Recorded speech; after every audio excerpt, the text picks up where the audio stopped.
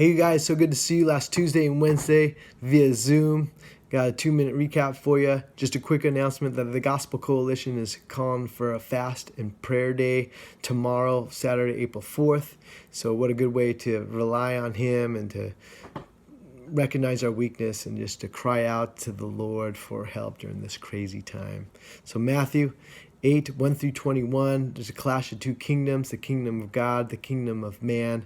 Jesus shows us what it's like to live in his kingdom by feeding the 4,000 just with 7 loaves, few fish, multiply them. He multiplies them, and the people ate and were satisfied. And when we live in his kingdom, we're trusting that he is the good shepherd, that he has compassion, that he will take care of us, that he's the bread of life, that he's the source of all things, the sustainer.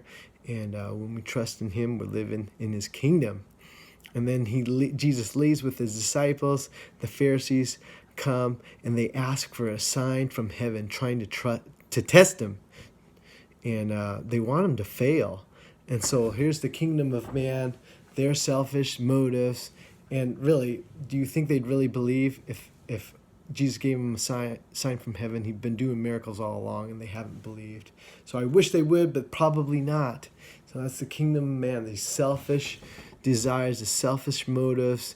He gets in the boat with the disciples forget bread, and he says, watch out, beware of the leaven of the Pharisees, the leaven of Herod, because that's the kingdom of man living, thinking that strict obedience to the law like the Pharisees would save you. That's not it.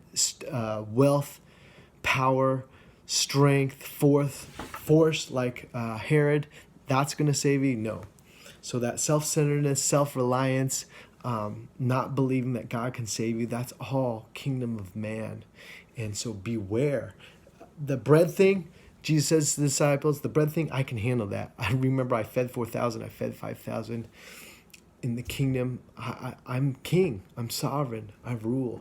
I got that taken care of. They don't get it. Their hearts are hardened. Their ears are deaf. Their eyes are blind. And Jesus says, you don't get it. And that's okay, because sometimes I don't get it. Jesus was in the boat with them. The disciples had the creator of the universe, the giver of life, right next to him, and they didn't get it. I don't get it either. So I got to be careful. That little kingdom of man starts off small, can permeate my life, but if I'm not careful, I'm back to relying on myself again. So please just fight to live in his kingdom, to have that kingdom mindset, to remember what God has done in your life, that Jesus is the king, he's the good shepherd, he's the bread of life, he has compassion on you. All right, God bless.